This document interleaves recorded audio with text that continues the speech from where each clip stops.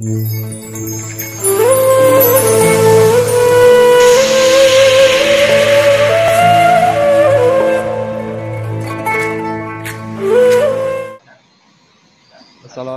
warahmatullahi wabarakatuh. Waalaikumsalam. Alhamdulillahirabbil alamin wa bihi nasta'in wa ala umuri dunya waddin. Allahumma shalli wa sallim ala sayyidina Muhammadin miftah ibadi rahmatillah adada ma fi ilmillah salatan wa salaman da'imin bidawami mulkillah wa ala alihi washabihi. Alhamdulillah, puja dan puji syukur kita aturkan kepada baginda Allah Subhanahu wa taala yang telah memberikan kita rahmat, hidayah setelah inayah sehingga kita bisa berkumpul di acara ngaji bersama dengan Prof. Mahasin. Sholawat serta salam kita sanjungkan kepada Rasulullah Muhammad SAW yang senantiasa kita nantikan. Suaranya kecil ya? Suara saya kecil ya, Prof? Ya. Udah kedengaran, Prof? Cek. Nah. Ya, lumayan sekarang. Baik. Salawat salam kita sanjungkan kepada Rasulullah Muhammad SAW. Semoga kita diakui menjadi umat beliau dan mendapatkan syafaat dan kelak berjumpa di Rodotul Jannah. Amin Allahumma amin. Saya Bagus Irawan, mewakili dari penerbit Saifa, kali ini akan memandu acara. Dan pertama-tama kami mengucapkan terima kasih banyak kepada Profesor Dr. K.J. Mahasin yang bersedia meluangkan waktu untuk ngaji bertema pemikiran Tauhid K.J. Soleh Darat tentang buku beliau yang bertajuk Terjemah Tauhid Sabilul Abid ala Jauharatit Tauhid. Dan para hadirin jamaah Zoom yang sudah berkenan, kami mengucapkan terima kasih atas partisipasinya. Dan sebelum kita memasuki acara, saya akan membacakan peraturan Zoom, ngaji Zoom dari penerbit Saifa. Yang pertama, ngaji Zoom kali ini selain ditayangkan di Zoom juga kami tayangkan live di Facebook Saifa. Jadi nanti kawan-kawannya kesulitan untuk memasuki Zoom bisa menyaksikan langsung di Facebook Saifa. Yang kedua, narasumber atau Prof. Kiai Mahasin nanti memaparkan materi selama 40 menit. Yang ketiga, ketika berada di dalam ruang meeting Zoom, peserta wajib menggunakan username berupa nama asli. Yang keempat, pada saat Profesor Mahasin nanti menyampaikan materi, seluruh peserta diwajibkan untuk mematikan mic agar jalannya ngaji nanti bisa berlangsung hikmat dan lancar. Yang kelima, setelah materi selesai disampaikan, nanti kami membuka termin pertanyaan, baik dari peserta Zoom bisa mengajukan pertanyaan via chat atau diskusi secara live dengan melambaikan tangan atau kode kepada kami dan langsung unmute dan mengucapkan salam saja. Yang keenam, nanti peserta dari Facebook bisa menulis pertanyaan di kolom komentar. Kemudian Saifa juga menyediakan 100 sertifikat bagi peserta yang sudah mengisi daftar hadir pada Google Form yang sudah kami bagikan. Dan sertifikat akan kami kirimkan ke email masing-masing yang memenuhi syarat dalam tempo paling lambat sebulan setelahnya. Jadi nanti kami cocokkan data yang udah daftar di Google Form dan yang hadir di acara ngaji malam ini. Kemudian kami juga akan membagikan merchandise atau buku bagi penanya terbaik. Jadi bagi peserta nanti bisa menyiapkan pertanyaan terbaik. Kami membuka 5 pertanyaan nanti dan akan dipilih oleh redaksi siapa penanya terbaik akan mendapatkan hadiah buku. Kemudian acara ngaji kali ini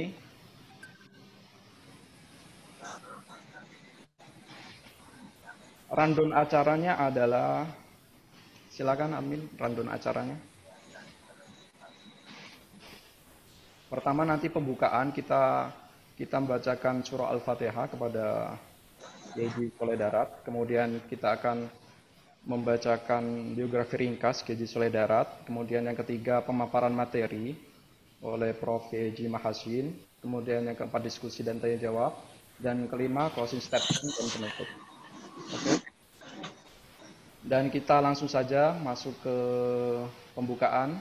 Sebelum kita mulai, mari kita buka dengan membaca Ummul Kitab dan kita hadiahkan kepada Syekh Kiai Haji Soleh Darat. Ala dunia laul Fatihah.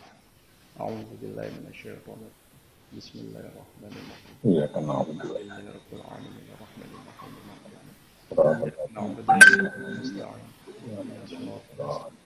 Shiratal ladzina an'amta 'alaihim ghairil maghdubi 'alaihim waladdallin. Kemudian bagi yang belum mengetahui siapa sosok Kiai Haji Soleh Darat, maka kami akan membacakan sekilas biografi dari beliau, Kiai Haji Soleh Darat. Silakan admin dibuka slide-nya. Ini juga nanti akan flashback, kita akan memetakan bahwa Kiai Haji Soleh Darat itu hidup pada kurun tahun berapa dan karya-karya beliau serta guru-guru beliau dan murid beliau. Oke, pertama Kiai Haji Soleh Darat, mau guru ulama dan tokoh nasional. Lanjut.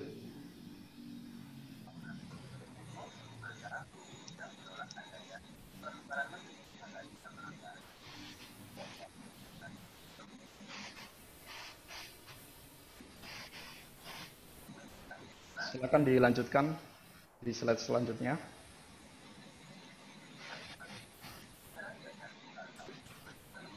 Kiai Soleh Darat, nama lengkap beliau Muhammad Soleh bin Umar As-Samaroni. Beliau dilahirkan di Desa Kedung Jumpleng, Kecamatan Mayong, Kabupaten Jepara, tahun 1820 Masehi. Dan beliau meninggal pada 1905 Masehi, dimakamkan di Makam Bergota, Semarang. Dan tiap tahun tanggal 10 Syawal diadakan haul baik di Makam Bergota maupun di masjid beliau. Ini nampak masjid beliau di kawasan darat, yaitu kawasan pantai utara Semarang. Kemudian Bapak Kiai Soleh Darat bernama Kiai Umar, seorang pejuang dan kepercayaan Pangeran Diponegoro. Dan jejaring keluarga beliau itu bersentuhan dengan para ulama pejuang seperti Kiai Hasan Besari Ponorogo, Kiai Syada, Kiai Darda Mangkang, Kiai Murtado dan Kiai Jamsari Solo. Selanjutnya, rihlah keilmuan Kiai Soleh Darat. Beliau banyak belajar kepada Kiai Muhammad Syahid Jen Pati. Ada beberapa kitab, Fathul Qorib, Fathul Mu'in, Minhajul Qawim, Syarah Al-Khatib, Fathul Wahab. Kemudian beliau juga mengaji kepada Kiai Raden Soleh Asnawi Kudus. Kiai Raden Soleh Asnawi Kudus adalah kakek buyut dari Gus Baha ya. Beliau ngaji tafsir Jalalain kepada beliau. Kemudian beliau juga ngaji ke Semarang kepada Kiai Isamaran, belajar bahasa Arab, nahwu sorof, dan ngaji ke Syekh Abdul Ghani Bima Semarang, kitab Masail Sittin. Kemudian Syed Ahmad Bafaqi Ba'ali Semarang, ngaji kitab Jawharut Tauhid dan Minhajul Abidin. Kemudian ngaji kepada Kiai Abi Abdullah Muhammad Hadi Bakuni, ilmu falak, dan ngaji ke Mbah Alim Bulus Purworejo, belajar tafsir Al-Quran dan kitab Ihya Ulumuddin dan kitab-kitab tasawuf. Kemudian ngaji kepada Kiai Darda dan Kiai Murtado Mangkang Wetan, belajar tentang metode dakwah. Lanjut. Kemudian pada usia sekitar 15 tahun, Kiai Haji Soleh Darat melakukan ibadah haji dan rihlah ilmiah di Haromain. Beliau belajar kepada Syekh Muhammad Al-Murki Al-Misri Al-Maki tentang ilmu tauhid, ulumul barohin, jawrut tauhid. Kemudian Syekh Muhammad bin Sulaiman Hasbullah, Abdul Wahab Syarah Al-Khatib Alfiyah bin Malik, Sayyid Ahmad bin Zaini Dahlan, belajar Ihya Ulumuddin, Syekh Dwawi An-Nawawi Al-Misri Al-Maki, Syekh Umar Asyami dan Kiai Zaid, kitab Fathul Wahab, Syekh Yusuf Sumbulawi Al-Misri, kitab Syarah Tahrir, Syekh Jamal Al-Maki Mufti Hanafi Mekah, belajar tafsir Al-Quran dan Syarah Al-Khotib, serta Ihya Ulumuddin, dan kepada Syekh Muhammad Al-Zawi Al-Maki, belajar kitab Ihya Ulumuddin.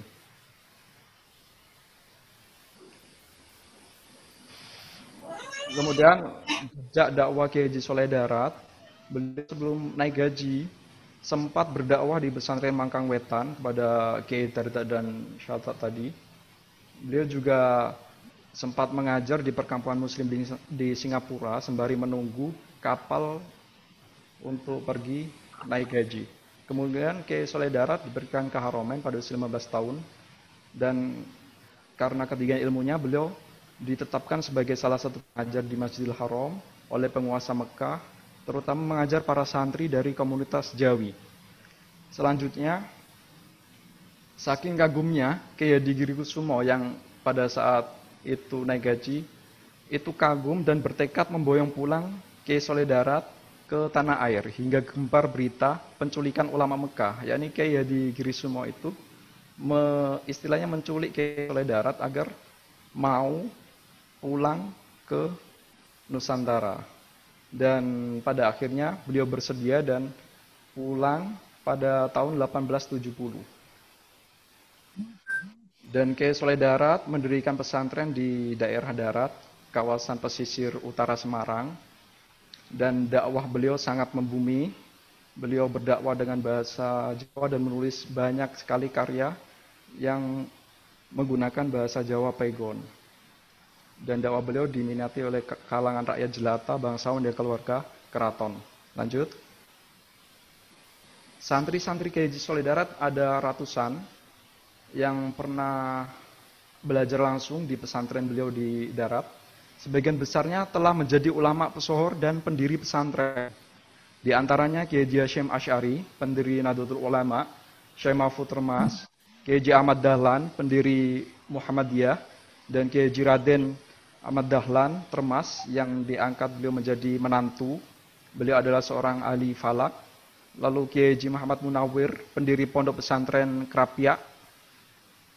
Lalu Kiai Haji Dahlan atau kakek dari Kiai Haji Maimun Jubair, pendiri Pesantren Carang. Kiai Haji Amir Pekalongan, Kiai Haji Idris yang menghidupkan kembali Pesantren Jamsaren Solo.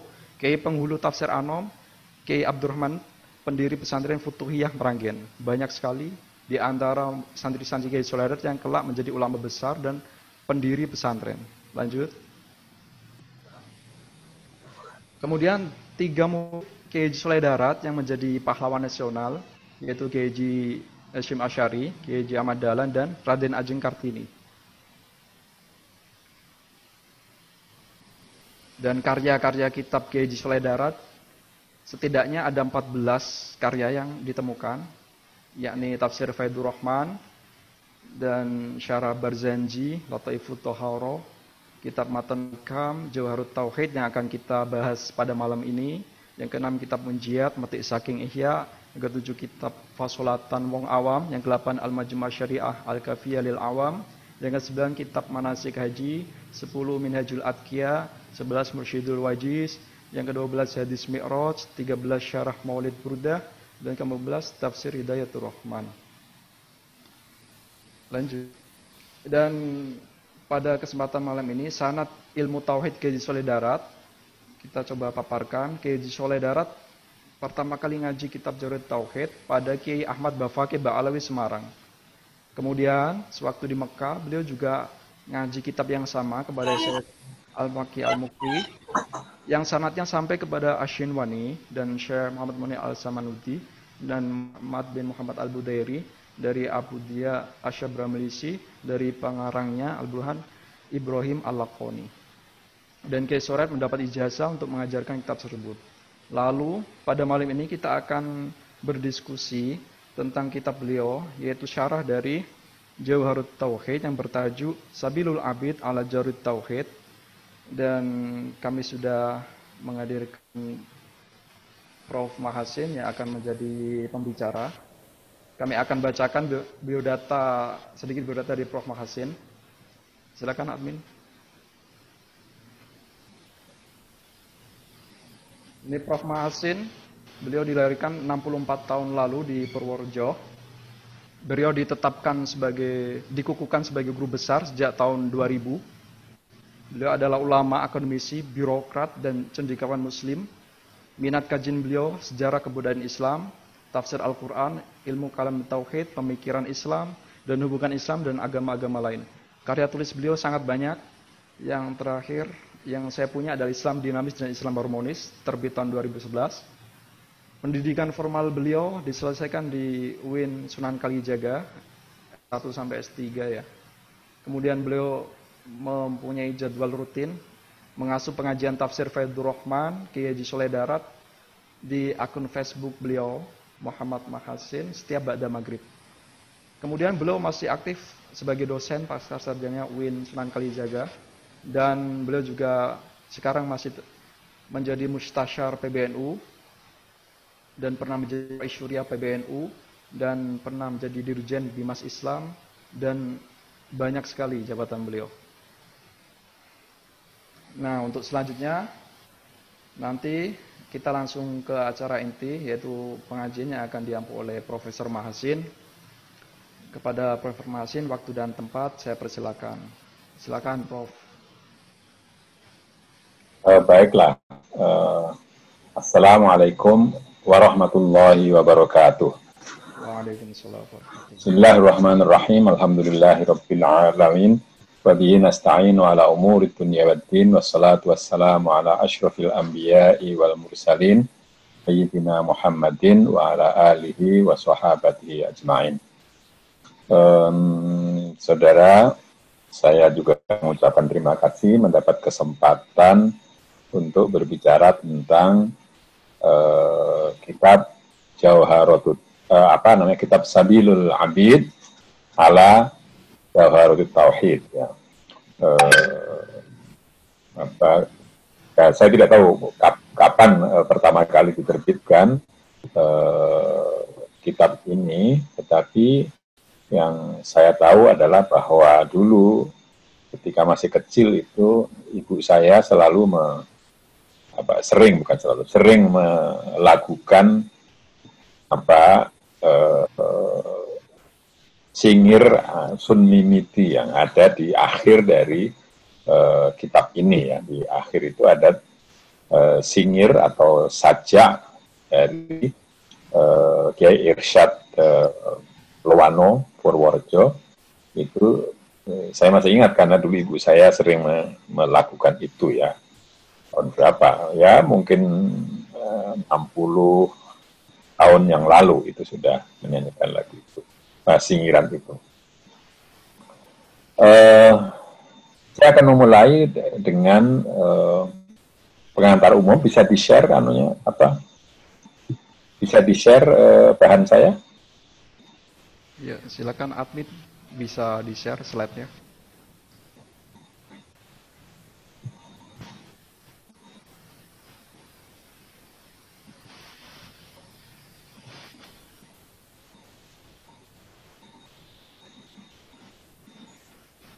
Ya, slide kedua aja itu. Yang berikutnya. Slide berikutnya coba.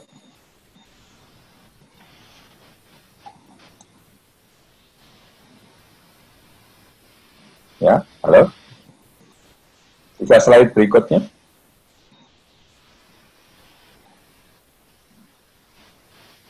Ya, mungkin tidak mendengar, saya tidak tahu. Saya akan mulai dengan slide nomor 2, bukan ini slide nomor 1 yang kelihatan itu.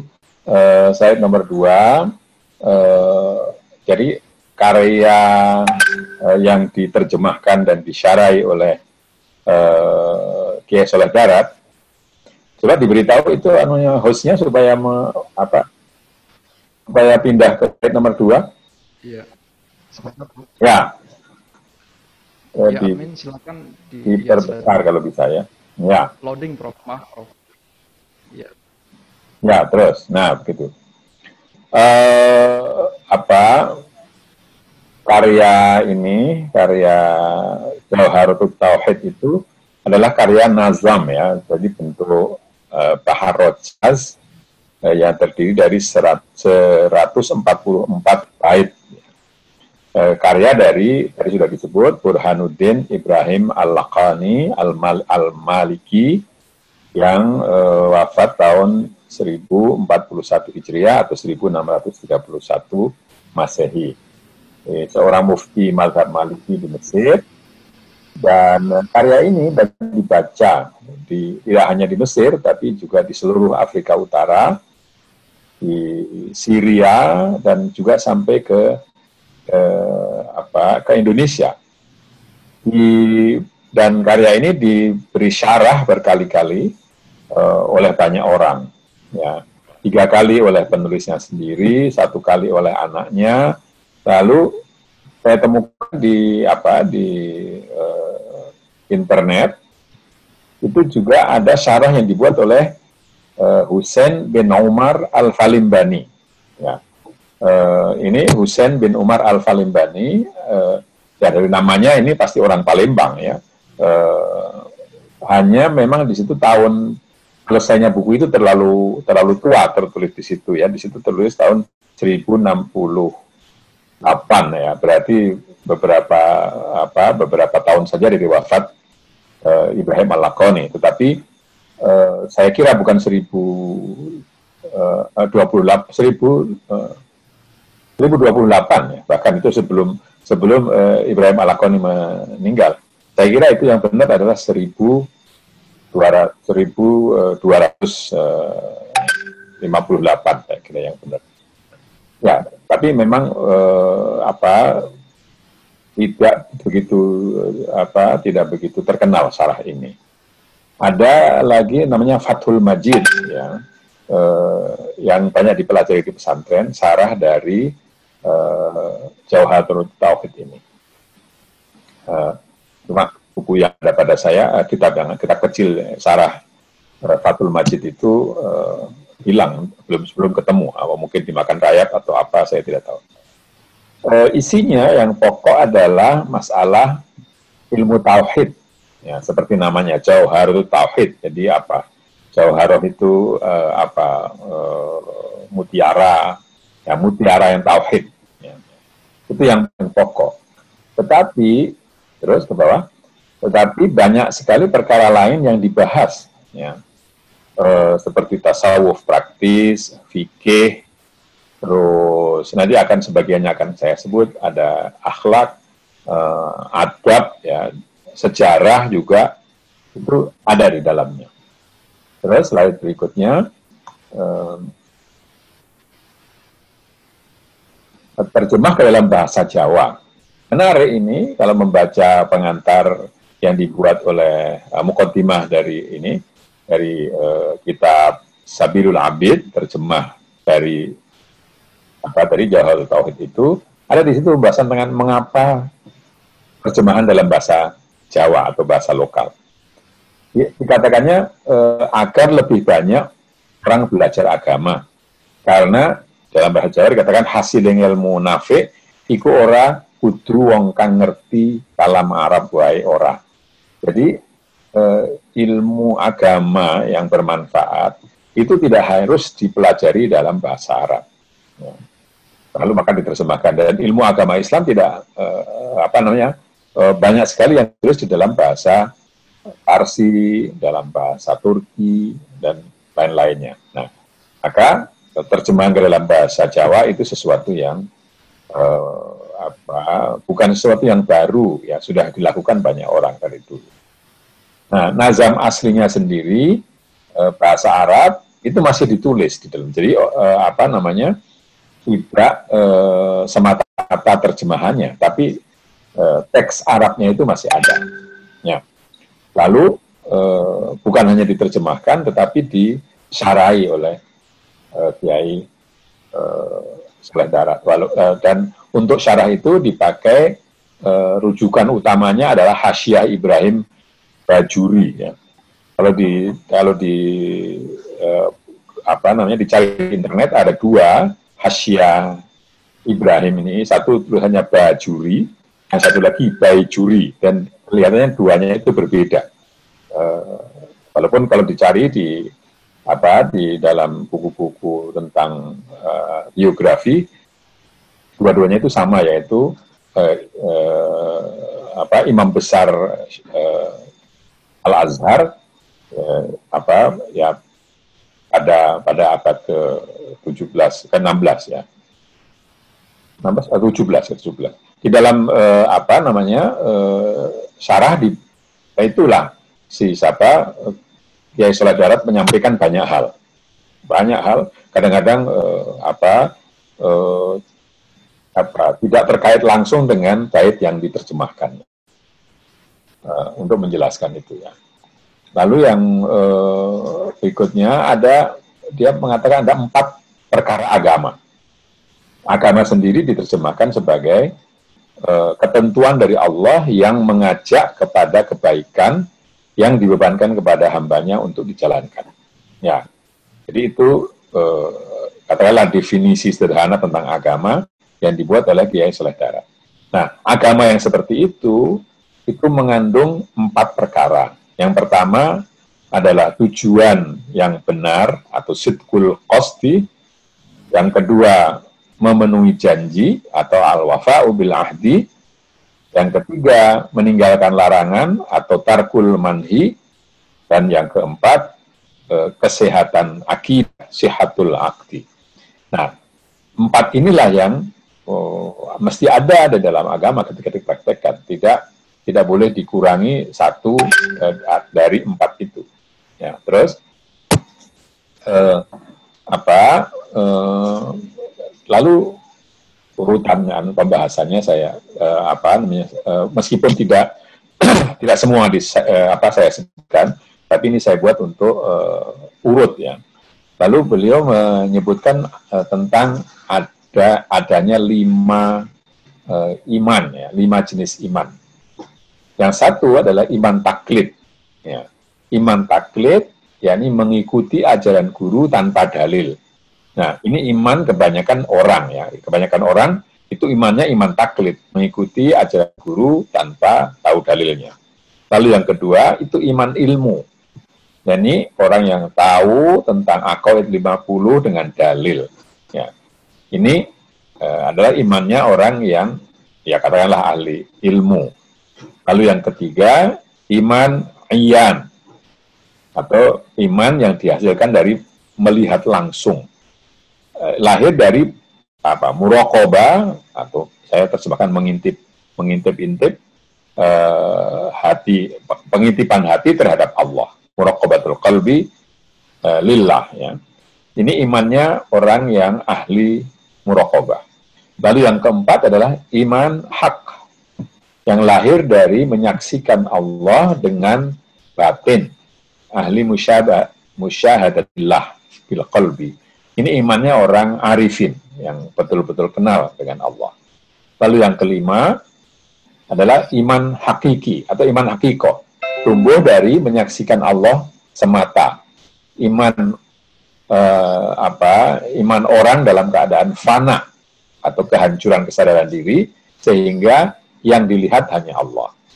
Ada satu macam iman lagi sebetulnya di atas yang 5 ini yang disebut dengan iman hakikatul hakiko, hakikat yang sedalam-dalamnya dari iman. Ini tidak boleh dibicarakan karena itulah iman para utusan ilahi atau Rasulullah. Nah, dengan 5 atau 6 jenis iman ini, lalu saya menyimpulkan bahwa tauhid yang dibicarakan dalam kitab Sabilul Abid ini adalah tauhid dengan rasa tasawuf. Jadi rasa tasawufnya itu sangat kuat. Ya, seperti tadi disebutkan, saya setiap malam seminggu 6 kali ya, mulai kecuali malam Jumat, membaca tafsir dari Saleh Darat. Mungkin saudara kalau mau ngikuti ya, mungkin ada di Facebook ya, saya tidak tahu, ada orang yang minta saya untuk menyiarkannya di Facebook, di YouTube, tapi saya belum pernah ngecek ya. Kalau di Facebook, di akun saya 3 akun saya itu ada fanpage juga, jadi bisa dilihat ditulis saja nama saya Mahasin, nanti fanpage atau Facebook itu bisa. Cuma ada yang Mahasin, ada Muhammad Mahasin, ada Mahasin Sapen kalau tidak salah, Sapen Yogyakarta. Ya, terus jadi itu tauhid dengan rasa tasawuf. Ya. Ya, yang berikutnya kita mulai ke masuk ke dalam bahasan tentang ilmu tauhid. Nah, seperti pada umumnya kitab-kitab tauhid Asy'ariyah, Maturidiyah atau Ahlus Sunnah setelah masa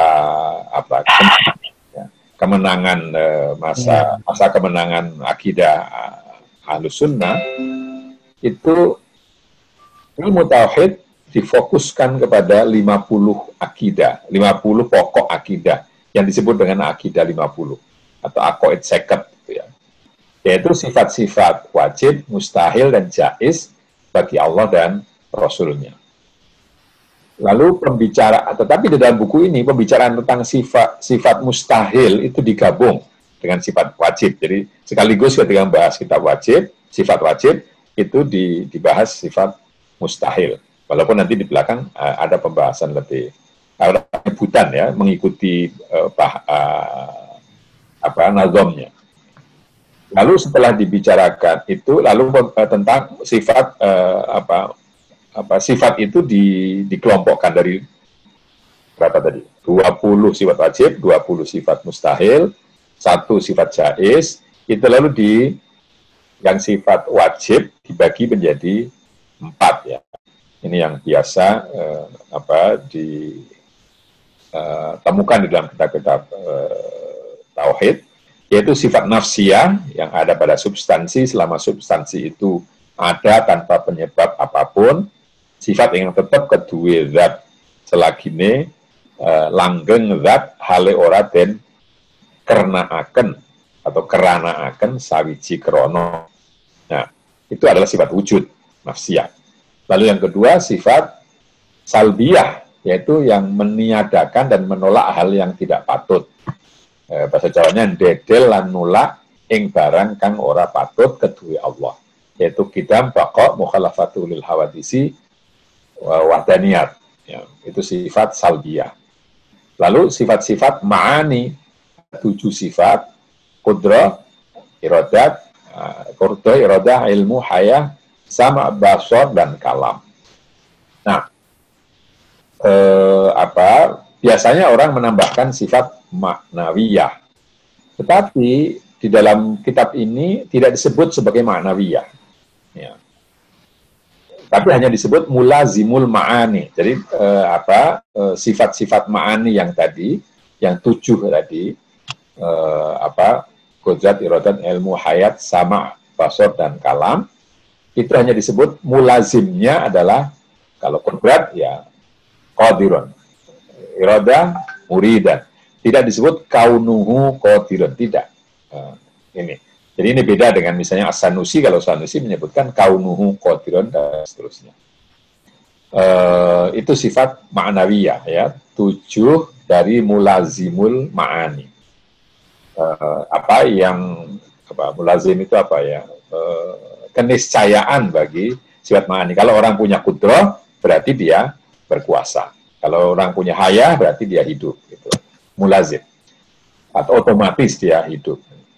Lalu sifat-sifat itu dibagi menjadi 2 lagi, yaitu sifat istighna, Allah tidak memerlukan yang lain. Ada 11 sifat, yaitu wajib, wujud, kitam, baqa, mukhalafah, hawadis, qiyamu bil nafsihi, sama basor kalam, sami'an, basiran, mutakalliman ya. Ada 11 sifat wajib ya.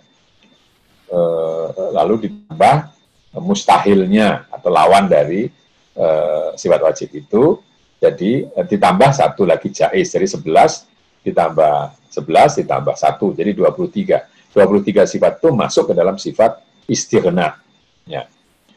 Lalu yang berikutnya sifat-sifat iftiqar, slide berikutnya. Ya, gitu, sudah ya. Sifat-sifat iftiqar ya, yang lain memerlukan Allah. Iftiqar itu artinya kebutuhan ya. Itu iftiqar, kebutuhan orang, bukan kebutuhan Allah, kebutuhan orang, yaitu 9 sifat wahdaniyah, hayah, kudrah, irodah, ilmu, hayah. Lalu hayyan atau hayyun ya, hayyun, qadirun, muridun, dan alimun. Ditambah dengan sifat-sifat mustahil lainnya, 9 lawannya maksud saya, dan jadilah itu 18. Jadi 18 dengan berapa tadi, 23 menjadilah 41 total. Tercakup di dalam la ilaha illallah.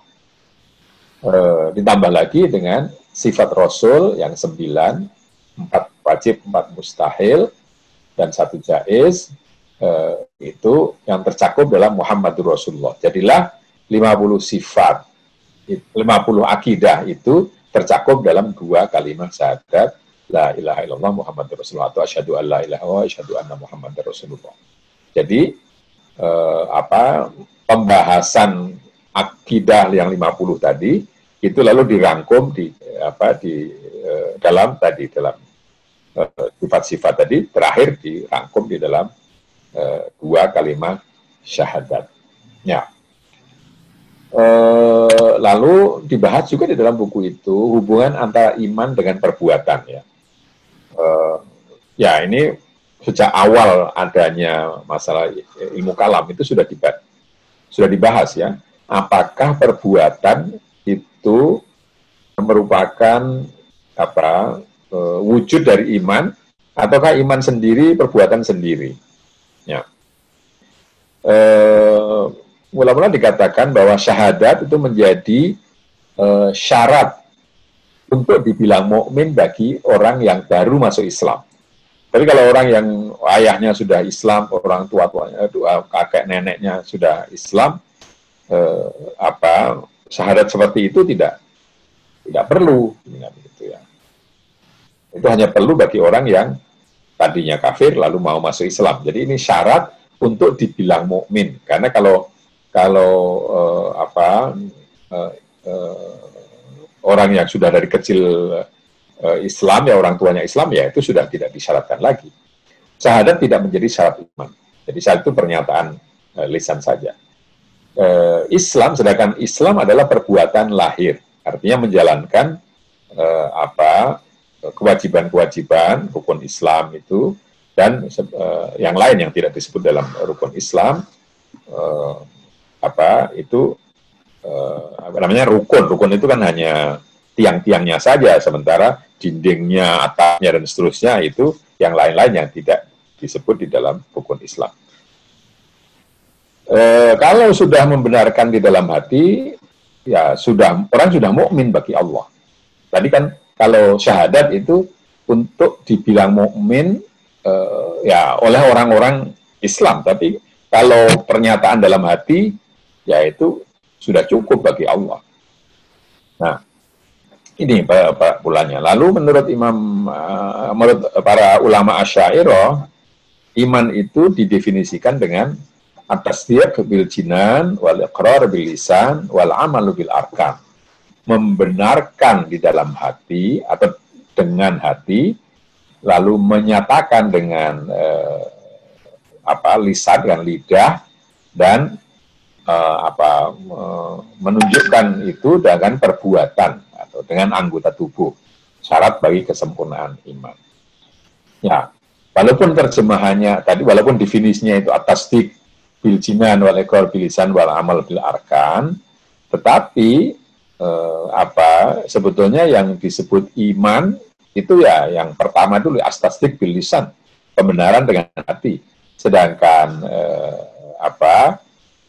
pernyataan dengan lisan itu kan bersifat sosiologis, bersifat sosial.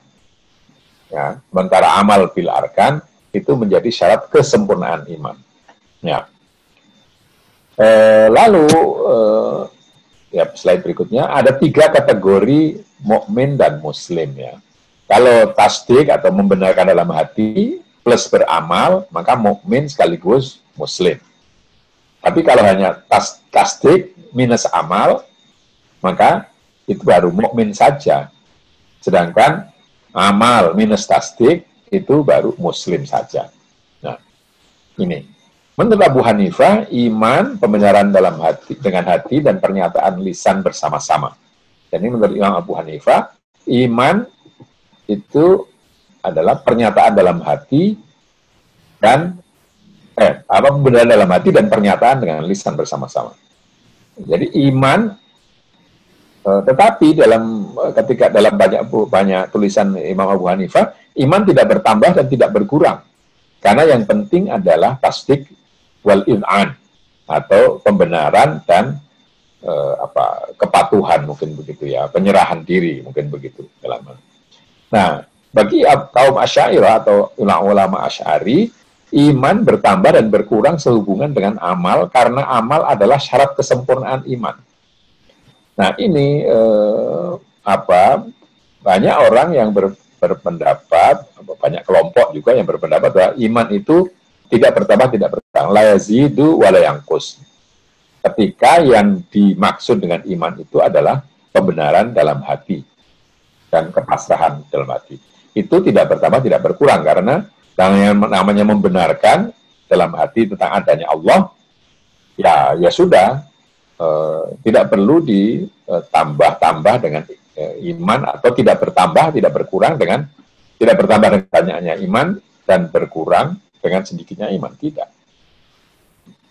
Tetapi bagi Asy'ariyah, karena perbuatan itu merupakan syarat kesempurnaan iman, maka iman itu yazidu wa yanqus, bisa bertambah, bisa berkurang. Ya. Tetapi ada itu iman yang yazidu wa yanqus itu hanyalah iman dari orang biasa gitu ya. Sementara ada dua iman lagi yang tidak bertambah, tidak berkurang, yang tidak bertambah, yang tidak bertambah dan tidak berkurang itu imannya malaikat. Sementara ada yang iman yang tidak berkurang, tapi bisa bertambah atau bahkan bertambah terus, bertambah tanpa berkurang, yaitu imannya para nabi. Ya. Lalu masalah berikutnya, ini masih berapa waktu, Mas? Masih panjang, Prof. Silakan. Ya, masih ada 3 slide lagi ya. Lalu yang kedua itu urutan keutamaan manusia. Ini yang jarang sekali ditemukan dalam pembahasan ilmu kalam sebetulnya, dalam ilmu tauhid ya. Tapi ini ada di situ dari hadis yang mengatakan khairul quruni qarni tsummal ladzina yalunahum tsummal ladzina yalunahum tsumma ya'ti ba'da dzalika fawdha ya. Jadi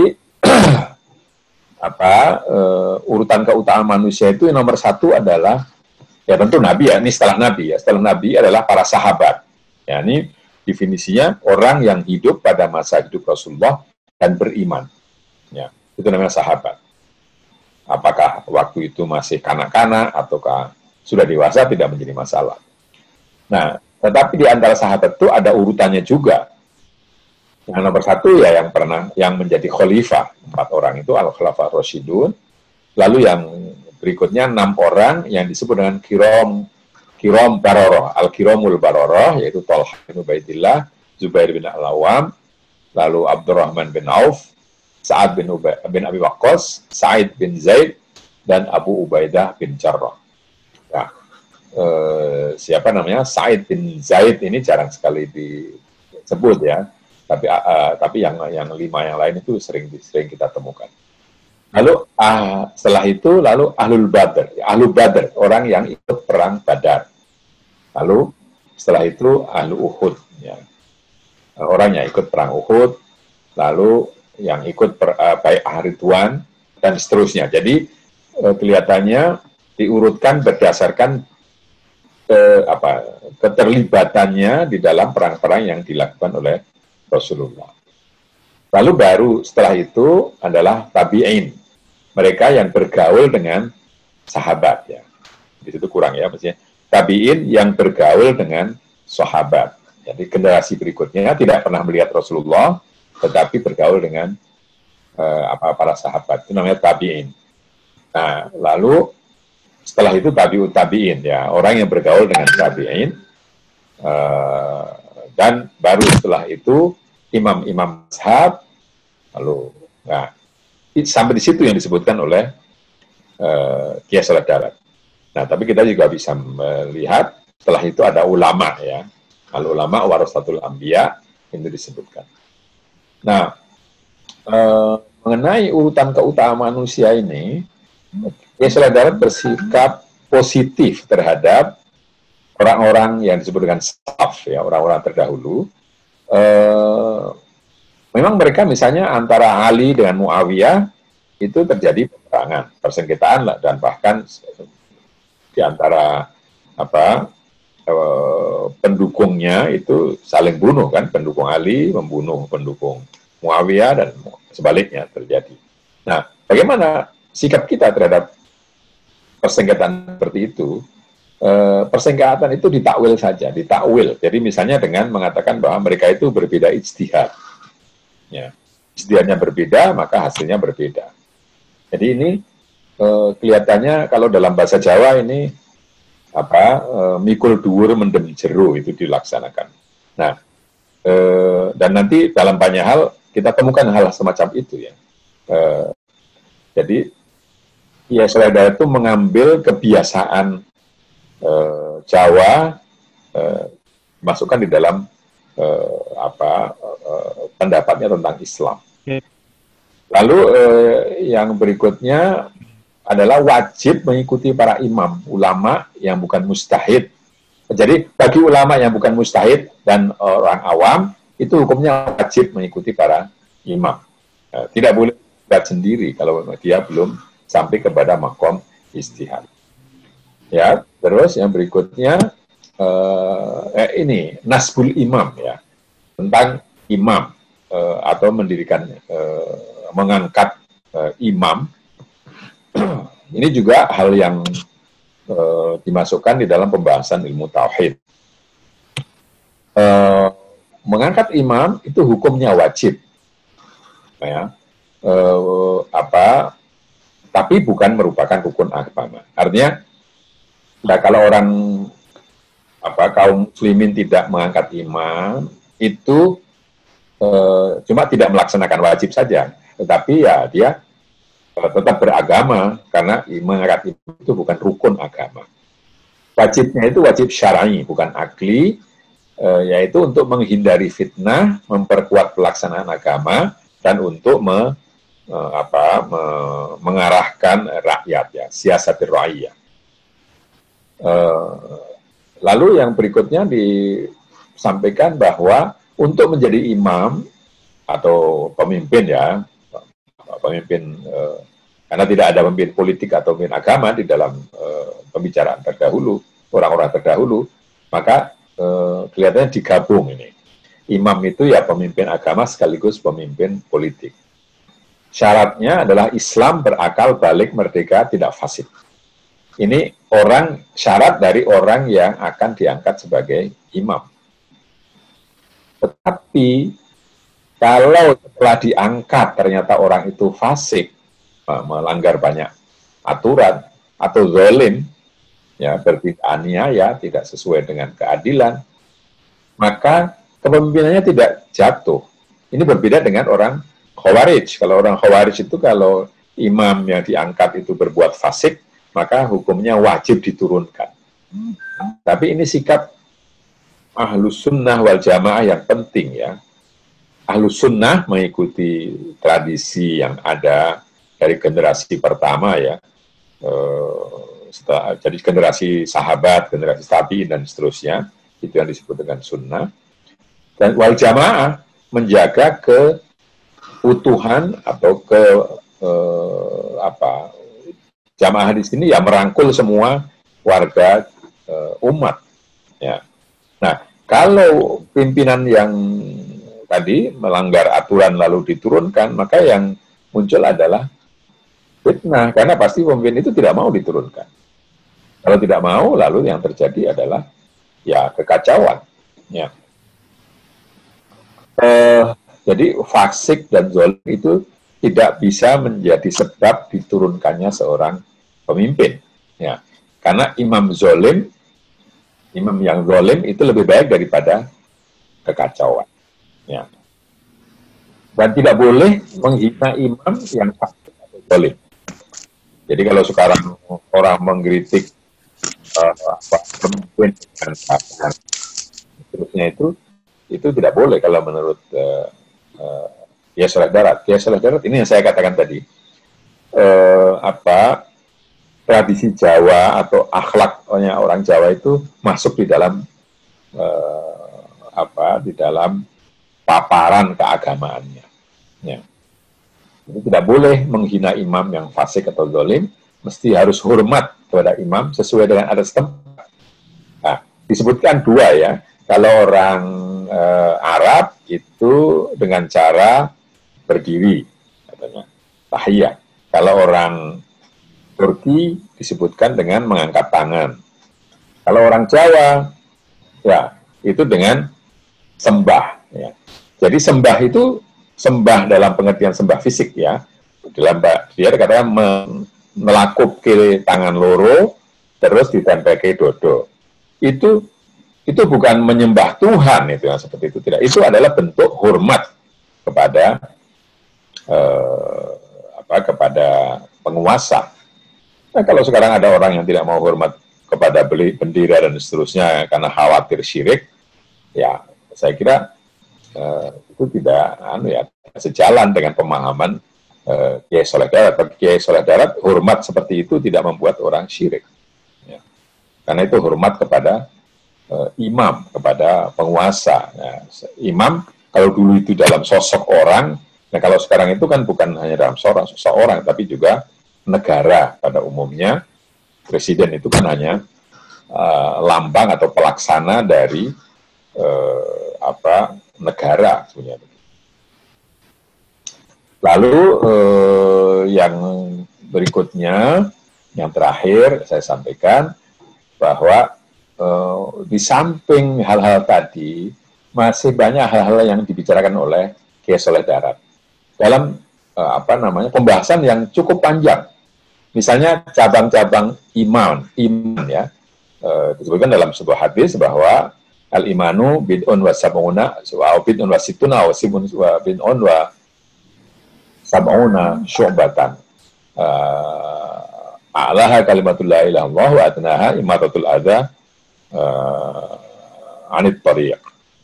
Itu disebutkan dia katakan bahwa ada 77 cabang. Ya, tapi saya hitung 77 itu yang nomor 20 tidak ada.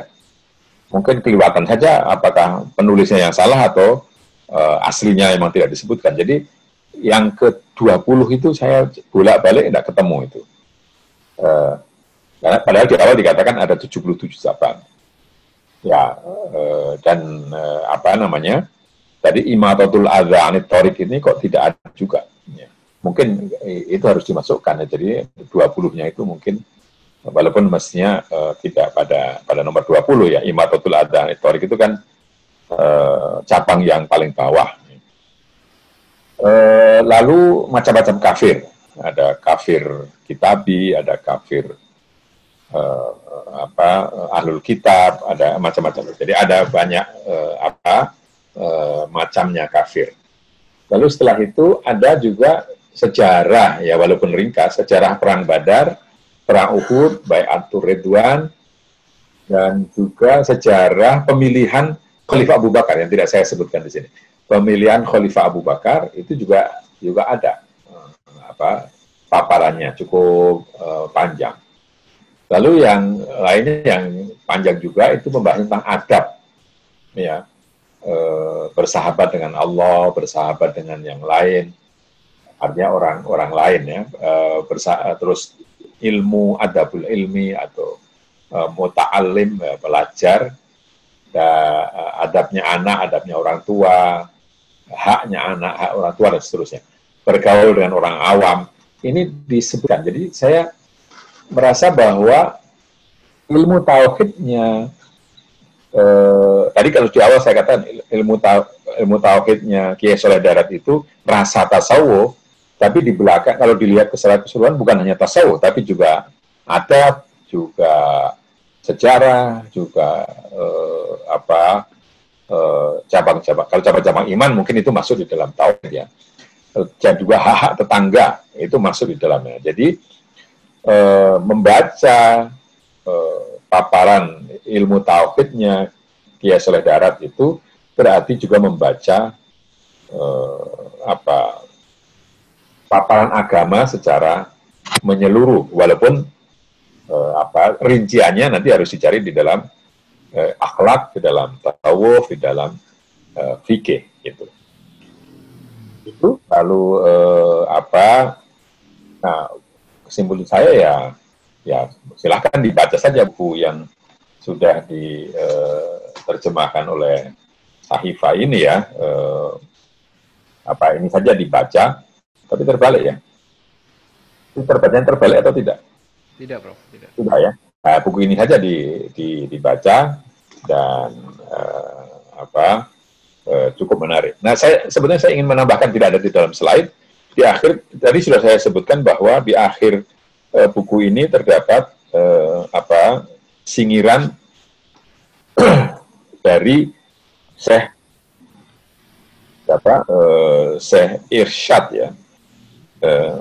Syekh Irsyad dari Bagelen Purworejo. Nah, kebetulan saya juga dari Bagelen ya, jadi saya juga dari Bagelen Purworejo, tapi saya tidak tahu Kiai Irsyad itu sekarang keturunannya ada di mana, saya tidak tahu. Saya ingin membacakan tiga poin yang penting dari itu ya. Bahwa tujuan pendidikan yang disebutkan di dalam di dalam singirannya Syekh Irsyad atau Arsyad, karena tidak nulisnya tulisannya tulisan Jawa, sulit sulit dicari benarnya itu Irsyad atau Arsyad, karena hanya alif, ro, shin, dal ya. Arsyad bisa, Irsyad bisa, dan tulisan di dalam buku ini, dalam buku yang aslinya ya, bukan terjemahan dalam bahasa Indonesia yang dibuat oleh Sahifa. Ini kalimat atau kata-kata Arab itu ditulis berdasarkan ucapannya dalam bahasa Jawa. Jadi panjang pendek itu kadang-kadang tidak diperhatikan. Jadi itu bisa dibaca Arsyad, bisa dibaca Irsyad dari Bagelen Purworejo. Lewano Bagelen Purworejo. Dikatakan di sini sun mimiti anare ngakale bocah mbok menawa lawas-lawas bisa pecah, bisa mikir, bisa ngroso, bisa genah ngarep-arep iku kabeh min fadlillah. Saya hanya menekankan satu itu tadi. Bisa mikir, bisa ngroso, bisa genah. Jadi tujuan pendidikan ilmu agama yang disebutkan oleh Kiai Arsyad itu tiga. Bisa mikir ya, bisa berpikir, bisa menalat, lalu bisa ngeroso ya, bisa merasa, lalu bisa genah ya, agak sulit diterjemahkan. Genah itu artinya ya, saya mungkin bisa membawa diri ya, karena kata kata Gus Rozin dari Pati itu, genahnya orang Semarang dengan genahnya orang Solo itu beda. Genahnya orang Betawi apalagi ya, genahnya orang Medan ya beda lagi. Jadi genah itu kan tingkah lakunya itu bisa diterima oleh rasa kesopanan dari masing-masing tempat, itu genah. Jadi tiga, bisa berpikir, bisa merasa, dan bisa membawa diri. Nah, ini saya pikir penting, apalagi bagi orang yang belajar ilmu tarbiyah, karena di tarbiyah itu sekarang yang dikutip adalah Benjamin Bloom ya, itu orang Yahudi Amerika yang mengatakan, yang membuat taksonomi itu kan, jadi kognitif, afektif, dan psikomotorik ya, tujuan pendidikan itu. Kalau ini Kiai Arsyad, gurunya Kiai Saleh Darat itu menyebut mikir, merasa, lalu membawa diri. Itu jauh lebih bagi saya itu jauh lebih tinggi daripada kognitif, afektif, dan psikomotorik. Ya, psikomotorik kan hanya fisik dan jiwa dalam pengertian bisa berbuat ya. Atau seperti UNESCO mungkin to know, to do, to be, dan to live together. Ya, saya kira lebih lengkap, lebih mencakup. Ini justru tulisan orang Jawa abad ke-19. Saya kira begitu. Kurang lebihnya saya minta maaf. Akhirul kalam. Wassalamualaikum warahmatullahi wabarakatuh. Waalaikumsalam warahmatullahi wabarakatuh. Terima kasih Prof. Mahasin atas pengajiannya yang sangat menarik. Dan kepada jamaah Zumiyah atau para hadirin, Kurang jelas suaranya, Mas. silakan bagi para jamaah Zumiyah yang barangkali ada pertanyaan bisa diucapkan. Oke, silakan Ustadz Ahmad Zulfikar. Langsung Terima saja. kasih. Terima kasih kepada Mas Gus. Ini ada pertanyaan untuk Prof. Mahasin. Ya, monggo. Jadi disebutkan bahwa term mukmin itu hanya tasdikun bil qalbi saja sudah disebut seorang mukmin. Kemudian Asy'ariyah itu menambahkan bahwa harus syaratnya iman itu pakai arkan. Nah, dalam term sekarang ini kan orang-orang kejawen itu nggak pada sholat. Apakah itu masih dianggap mukmin atau sudah khuruj anil iman? Nah, itu yang pertama. Karena kalau dilihat dari term mukmin saja bahwa tasdikun bil qalbi itu sudah mukmin. Masa kita harus mengkafirkan mereka? Kalau dari sisi bahwa mereka sudah mempercayai tentang adanya Tuhan. Itu yang pertama. Ya. Yang kedua, terkait pula dengan masih ada hubungannya dengan masalah iman dan perbuatan. Nah, perbuatan manusia itu dalam teori Asy'ariyah itu ada yang disebut dengan kasab.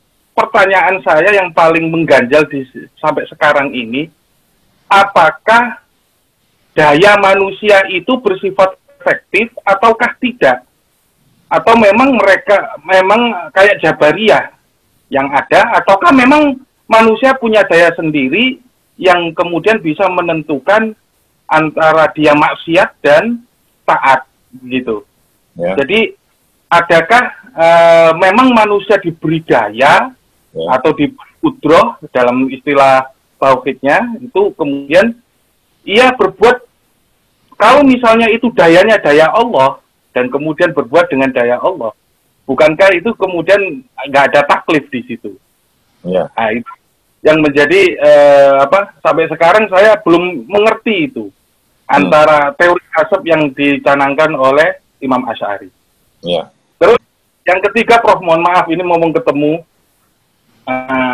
disebutkan pula bahwa Ahlul Badar, kemudian Ahlul Uhud, tadi kemudian tabi'in dan tabi'in.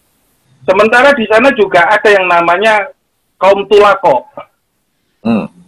Kaum tulako yaitu orang-orang yang dulunya itu musuhi Nabi, kemudian masuk Islam karena pura-pura. Itu posisinya kayak apa itu? Karena di situ langsung tabiin gitu saja. Demikian Prof, mohon maaf kalau kebanyakan. Terima kasih. Ya. Ya mungkin langsung dijawab saja ya Prof. Ya, baik, yang pertama, orang yang tidak sholat apakah masih iman? Kelihatannya kalau kita mengikuti buku ini ya itu masih iman. Iman mu'min indallah. Ya. Dan kalau dia tidak pernah menyatakan keluar dari Islam ya indanas juga. Jadi ya kan kalau tidak pernah menyatakan, kecuali kalau dia itu mengatakan saya tidak mau iman lagi, ya itu baru dikatakan begitu. Cuma tadi kan perbuatan itu menjadi syarat sempurnanya iman. Itu kalau Imam Asy'ari jadi menjadi syarat sempurnanya iman. Ya itu orang itu iman, tapi imannya belum sempurna. Belum sempurna itu apakah baru 10% ataukah sudah 80%, itu kan namanya juga belum sempurna ya. Sangat kurang itu juga namanya belum sempurna. Ya, jadi syarat sempurna. Jadi justru itulah kelebihan dari Ahlussunnah wal Jamaah, ngerangkul. Kalau bahasanya Kiai almarhum Kiai Hasyim Asy'ari NU itu kan minal qurra ilal qora kan gitu ya. Qora itu bahasa Surabaya kan preman kan. Iya, dari kuro yang ahli baca kitab, baca Quran dan seterusnya, sampai ke yang korak itu pun diopeni gitu. Nah, nah ini kita jangan mengikuti wali songong kata orang Jakarta ya. Kita ngikuti wali songo. Wali songo itu tadi ngopeni orang. Tapi kalau wali songong itu dikit-dikit dikafirkan, dikit-dikit kafirkan itu. Ya memang orangnya imannya baru sedikit kok, kalau dicap kafir ya malah lari pisan kan itu kan. Iya. Ya, kadang-kadang juga kita orang NU juga begitu ya. Itu orang itu NU tapi kok cedak karo Muhammadiyah terus dikeluarkan aja dari NU. Loh, itu kan namanya karena nanti kita tidak malah membuat orang menjadi banyak yang NU tapi malah membuat sedikit. Jadi kalau dulu ya Hasyim Asy'ari atau yang lain-lain itu menarik orang dalam NU, tapi sekarang ini kok malah banyak mengeluarkan orang dari NU misalnya seperti itu, ya tidak benar juga. Jadi dalam Islam juga begitu, jangan lalu membuat orang semakin sedikit yang dianggap Islam itu. Tidak, kita rangkul semuanya, kita perbaiki pelan-pelan ya. Kalau ya tentu ada hukum ada apa ya, tetapi didahulukanlah kasih sayang, begitu ya. Itu mendahulukan kasih sayang. Lalu yang kedua, tadi memang sulit ya pertanyaan kedua ya Pak Zulfikar. Itu kata siapa? Ibnu Taimiyah ada 3 minal muhalat. Muhalat itu ada 3 kan ya. Hal yang mustahil itu ada 3 dalam ilmu kalam. Pertama itu adalah hal Abu Hashim, yang kedua adalah atau tafsir Jahiz, lalu halnya Abu Hashim dan kasbunya Asy'ari katanya itu hal yang mustahil. Tapi kalau mau baca, saya nulis itu kira-kira sehari yang lalu saya nulis tentang kasb wal iktisab. Jadi jangan hanya kasb saja, tapi al-kasbu wal iktisab. Imam Abu Hasan Asy'ari mengatakan al-kasbu lillah wal iktisabu lil abdi. Ya, abdi. Jadi saya memahaminya bahwa kasb, kita tidak bisa mengklaim bahwa kita ini mampu. Tidak. Pak Jabaria dong. Tidak, nanti dulu karena ada iktisab. Nanti dulu. Kita tidak klaim begitu dalam pengertian tidak 100% kita ini bisa menguasai yang kita lakukan. Ya. Bahwa Abu Hasan Asy'ari itu menyebut seperti ini ya, orang yang menggotong kayu, kalau Pak Zulfikar ini kan badannya kekar gitu lah. Kalau Bagus ini kan kecil kan gitu. Kalau gotong kayu besar, itu siapa yang mengangkatnya sebetulnya? Ya Mas Bagus itu mendapatkan ikut gotong kayu. Mengangkat benernya ya Mas Zulfikar kan begitu. Jadi yang besar itu sebetulnya yang berbuat, tapi yang kecil memperoleh gitu namanya. Ini seperti itu. Jadi dua-duanya. Sekarang misalnya saya katakanlah saya bisa menulis buku, bisa menulis ini tadi PowerPoint.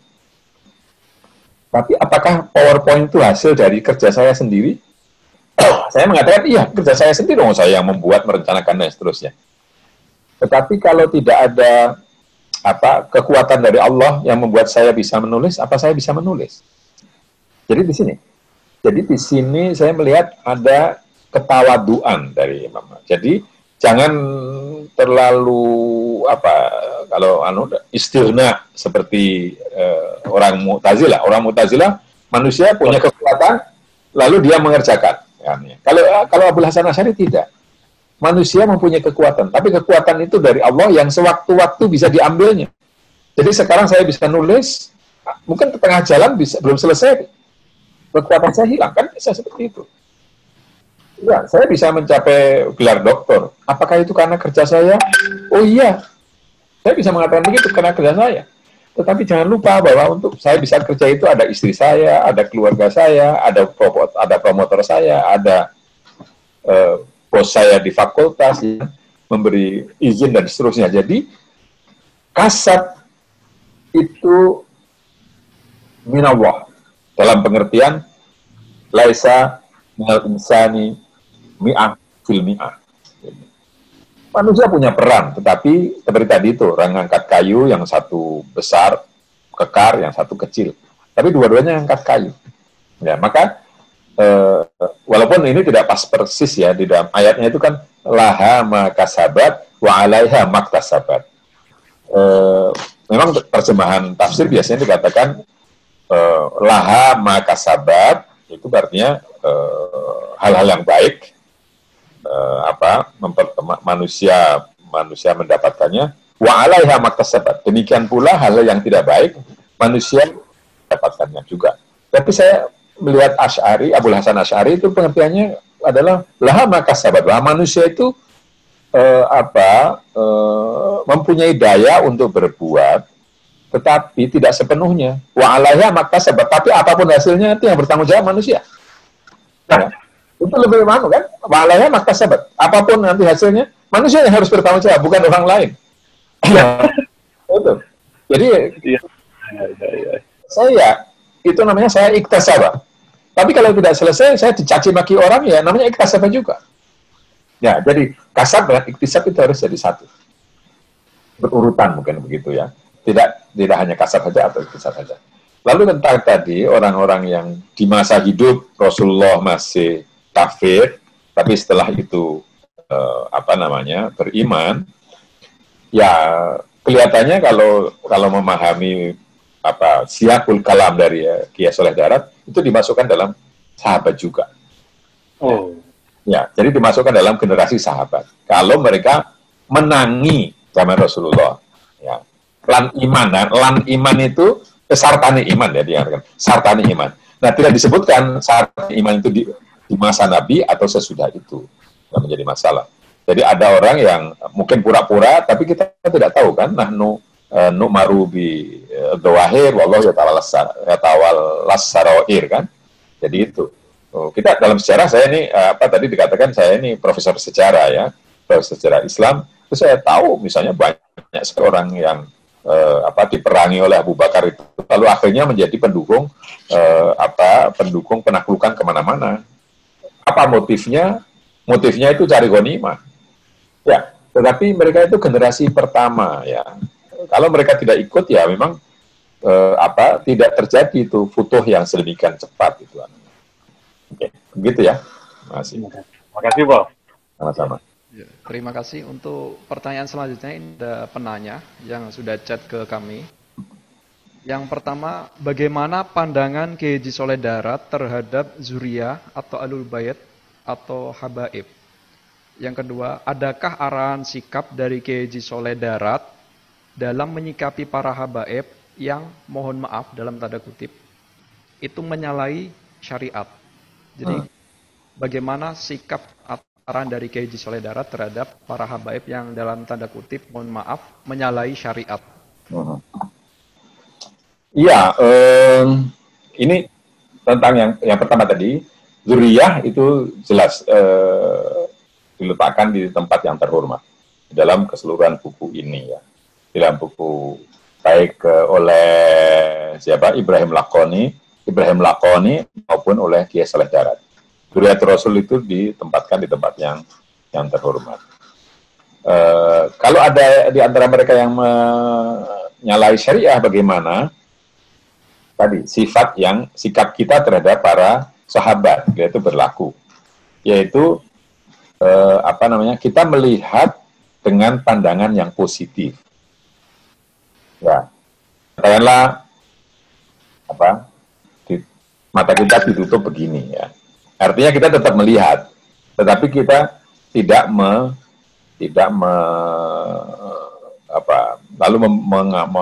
mencela-cela mereka, tidak. Ya. Jadi yang menyalahi itu, jadi mungkin begini gampangnya, biarlah mereka melayani syariat, tetapi mereka tetap harus dihormati karena zuriyatul Rasul, zuriyatul Muhammad Rasulullah. Lalu tindakan yang tidak baik, yang tidak itu ya jangan ditiru, ya jangan ditiru. Jadi mereka dihormati sebagai manusia keturunan Rasulullah, Tapi tingkah lakunya yang tidak baik, ya tidak usah ditiru. Ya. Kalau ada yang lalu kriminal, ya di proses sebagaimana lazimnya warga negara. Kelihatannya begitu. Tapi sikap umum orang Islam dalam dalam buku ini terhadap orang-orang yang dihormati, apakah itu sahabat ataukah itu keturunan Nabi atau keturunan para sahabat, adalah hormat. Ya. Hormat dengan tidak dengan tidak harus mengikuti orang yang dihormati. Kepada pemimpin juga begitu kan. Ya. Itu. Baik, Prof. Untuk selanjutnya ada pertanyaan lagi. Aha. Terkait bagaimanakah menurut Kiai Soleh Darat, apakah ada perbedaan antara Toriko pada waktu zaman itu dengan praktek kejawen, sehingga taklim Islam waktu itu bisa diterima dengan sangat baik oleh masyarakat Jawa? Begitu. Apakah ada perbedaan antara Toriko Islam pada masa itu dengan praktek kejawen, sehingga taklim Islam pada saat itu bisa diterima dengan baik oleh masyarakat Jawa?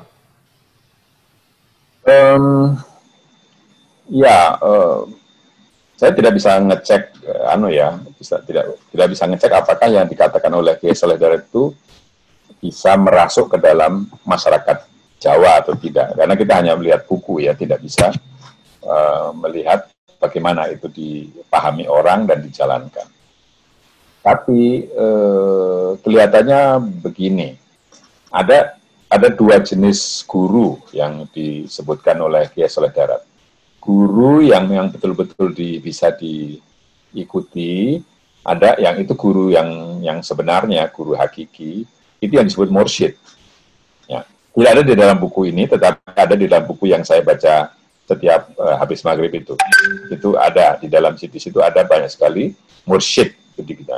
Ya, guru mursyid itu berbeda dengan katakanlah pendito Jowo itu, atau ahli kebatinan Jawa. Itu beda. Karena guru-guru mursyid itu dasarnya adalah pengalaman keagamaan Islam. Mungkin guru mursyid ini tidak mengerti detail dari syariah, detail dari fikih. Tapi mereka mengerti bagaimana membersihkan hati, bagaimana menghindari hal-hal yang tidak patut, bagaimana membimbing orang sehingga sampai kepada maksud ma'bud dan mahbub, ya. Mahbub, maksud, ma'bud. Ya.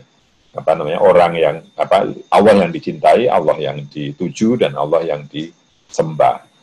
Nah, ini tapi mungkin bisa dilihat bahwa orang Jawa bisa masuk Islam itu karena Islam yang datang itu adalah Islam yang mudah, bukan Islam yang dalam makna itu kaku, ya, bukan kaku yang hitam putih, dikit-dikit haram, dikit-dikit bid'ah. Tapi Islam yang memberi harapan, yang menghargai orang dan seterusnya, itu lalu bisa diterima, di samping bahwa Islam itu adalah Islam yang menyatukan banyak orang dan memberikan rasa aman. Itu bisa menerima keadaan dengan penuh harapan, dengan hati tetap aman rasanya. Baik, Prof.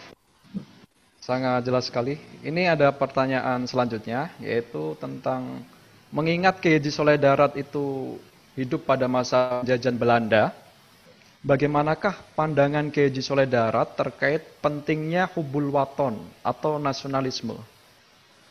Silakan, Prof.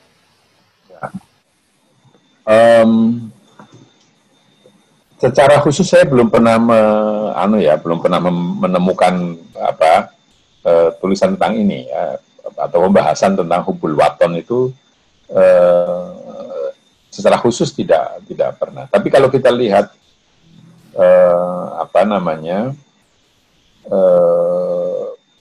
paparannya tentang cabang-cabang iman, tentang bagaimana membawa diri di dalam kehidupan masyarakat dan seterusnya. Menjaga ketentraman, keamanan, menjauhi fitnah itu sangat sangat menonjol di situ. Sangat menonjol di situ. Jadi kelihatannya hubul iman dalam pengertian lalu mengusir penjajah itu tidak jelas kelihatan ya. Tidak kelihatan dengan jelas di situ. Ya. Bisa jadi ada, tetapi tidak ditemukan di dalam tulisan yang pernah saya baca. Jadi hubul waton tidak dalam pengertian bahwa orang harus cinta kepada tanah air dan karenanya tanah air tidak boleh dikuasai oleh orang lain. Kelihatannya tidak ada begitu. Tapi yang ada adalah bahwa perlu adanya penguasa. Ratu itu harus ada. Ratu itu harus ada. Dan ratu itu kalau diangkat oleh orang Islam syaratnya begini-begini. Tapi kalau sudah matek ratu itu tidak boleh dijatuhkan oleh perbuatannya yang tidak baik atau karena perbuatannya yang tidak baik. Itu. Jadi saya tidak menemukan itu ya. Atau belum tidak pada buku yang sudah pernah saya baca ya itu saja. Ya. Baik, mungkin dari para peserta atau jamaah Zoomia ada yang ingin bertanya sekali lagi untuk pertanyaan terakhir ya.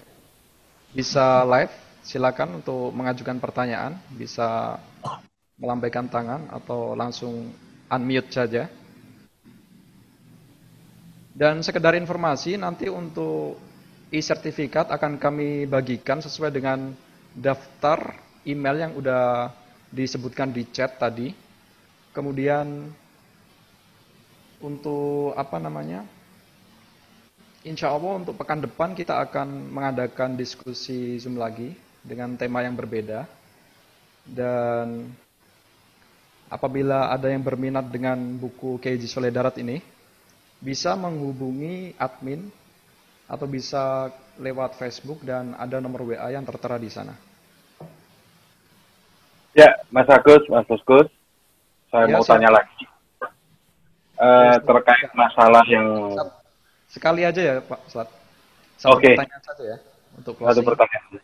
Ya, baik. Ini lagi di antara tafwid sama takwil, yang mana dalam kaitan ini lebih cenderung teologi salafi mengacu kepada isbatud dohir.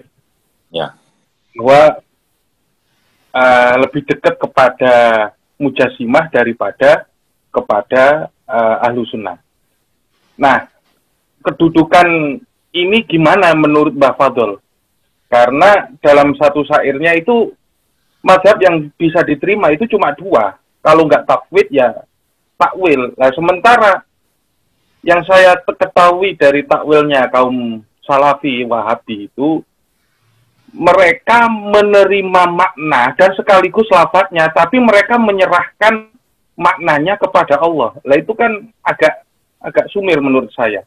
Menerima lafadz dan maknanya sekaligus yang dohir, yang leksikal, tetapi kemudian menyerahkan semuanya kepada Allah. Lah ini misalnya Allah punya tangan, mereka mengakui bahwa Allah punya tangan secara dohir, tapi kayak apa tangannya mereka serahkan kepada Allah.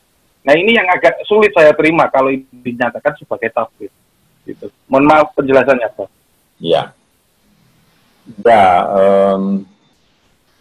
Memang kalau kita baca para ulama yang kuno-kuno itu memang seperti itu ya, misalnya istiwa ya. Istiwa itu kan jelas. Allah itu istawa al arsy. Tapi bagaimana istiwa atau duduk di atas arsy? Jelas itu pernyataannya ada. Tetapi lalu mereka mengatakan kaifiyahnya yang kita tidak tahu. Itu dulu begitu.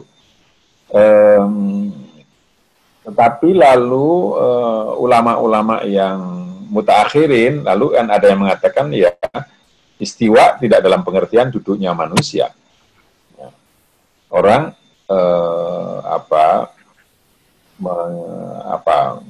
istiwa di situ kan bisa punya banyak pengertian secara bahasa. Ya, istiwa alal arsy itu ya, tapi itunya tidak begitu penting untuk dibicarakan. Tapi lalu yudabirul amr yang yudabirul amrnya itu yang lalu menjadi penting, bukan pada istiwa alal arsy, karena istiwa alal arsy itu lebih sifatnya itu sifat tambahan ya, ketika orang itu kan secara bahasa kan bisa orang duduk mengatur perkara, itu kan seperti orang itu duduk sebagai pejabat, kan tidak berarti orang itu duduk terus kan, tidak berarti duduk dalam pengertian dia duduk di atas kursi lalu tidak pernah kemana-mana. Misalnya saya menduduki jabatan dirjen, apa lalu saya duduk terus, kan tidak. Tapi yang pokok di situ adalah saya berperan sebagai dirjen dan mengatur urusan-urusan kedirjenan, itu yang jadi itu. Jadi tafwid sepenuhnya kelihatannya tidak bisa. Ya sekarang ya, misalnya begini.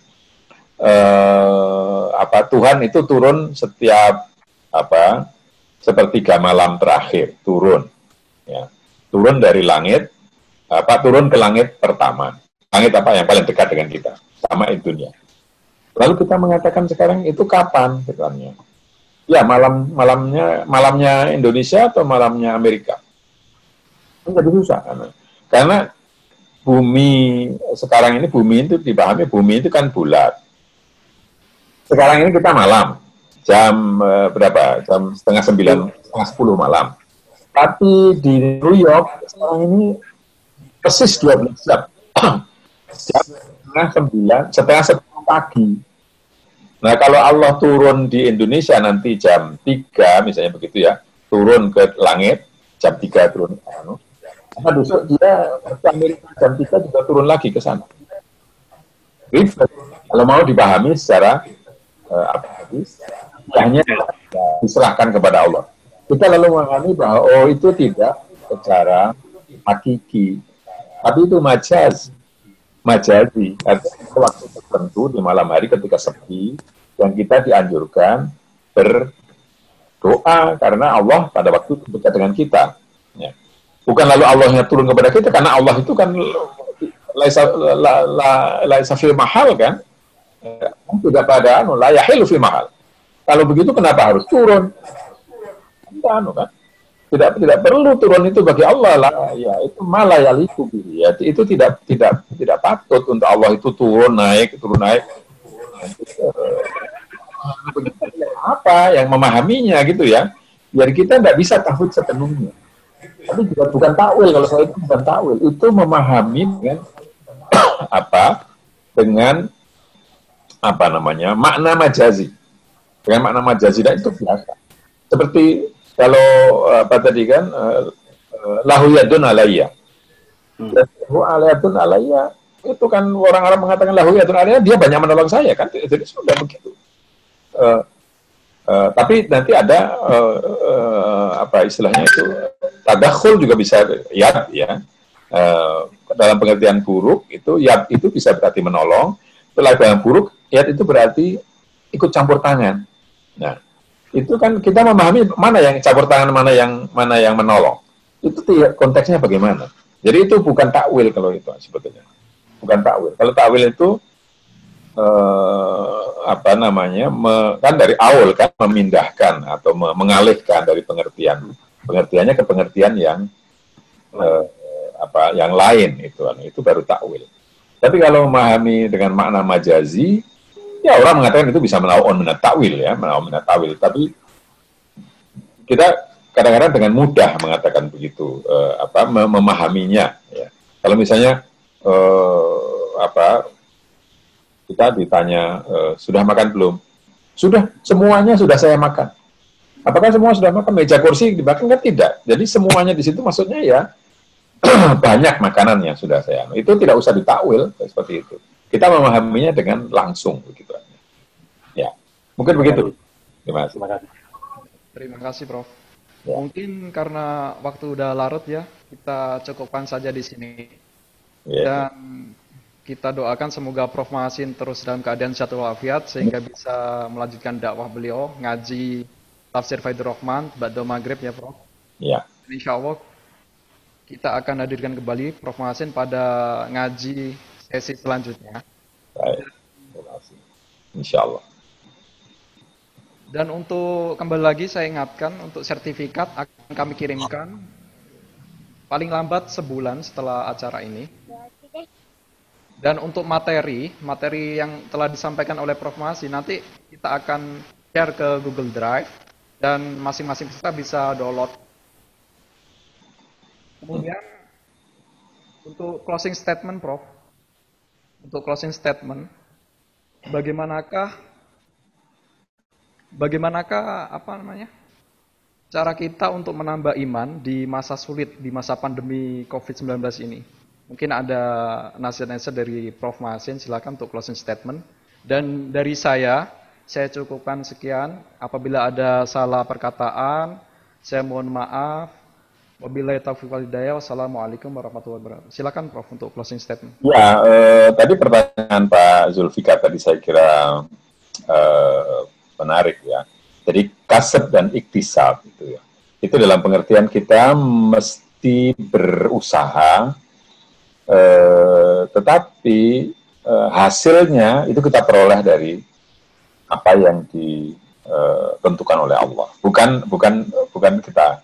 Jadi COVID ini kita memakai masker kalau keluar rumah, kita mencuci tangan dengan sanitizer, kita misalnya banyak berjemur di pagi hari atau di sore hari dan seterusnya, itu adalah bagian dari usaha kita. Ya. Tetapi Allah lah yang akan menentukan apa kita sakit atau tidak.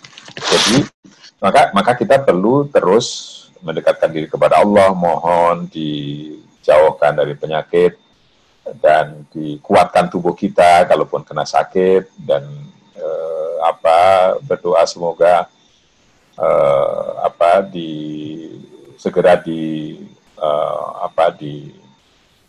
buanglah, dimusnahkan ini penyakit yang sedang melanda kita ini ya. Allahumma kshif 'anna minal bala'i ma la yakshifu ghairuk gitu ya.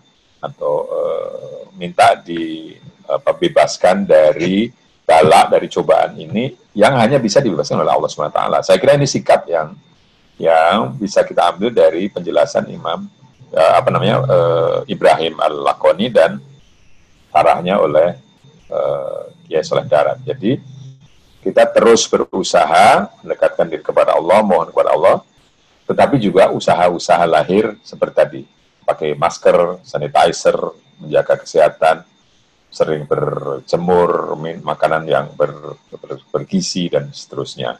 Tetapi hasilnya serahkan kepada Allah semata. Kita memperoleh saja apa yang dikerjakan oleh Allah dalam pengertian tadi. Manusia hanya sedikit saja melakukan usahanya dalam keberhasilan usahanya. Mungkin begitu sebagai closing statement. Terima kasih. Assalamualaikum warahmatullahi wabarakatuh.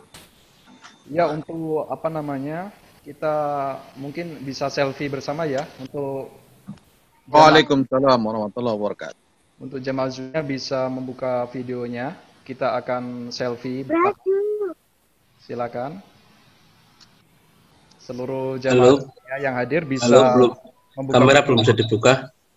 Silakan. Kamera belum dibuka. Kamera belum dibuka. Untuk admin silakan dibuka seluruh kamera jemaah yang sudah hadir. Kita akan selfie bersama. Sebagai tanda kenang-kenangan kalau kita sudah ngaji bersama ini. Insya Allah manfaat dunia akhirat. Amin. Amin, amin ya. Kamera belum dibuka. Kamera belum dibuka. Silakan admin dikondisikan untuk membuka seluruh kamera peserta jamaah.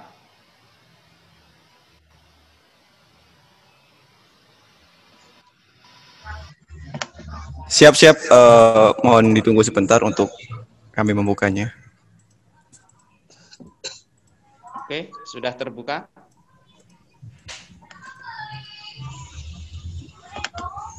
Tidak bisa, Mas. Admin. Belum bisa. Belum. Sudah.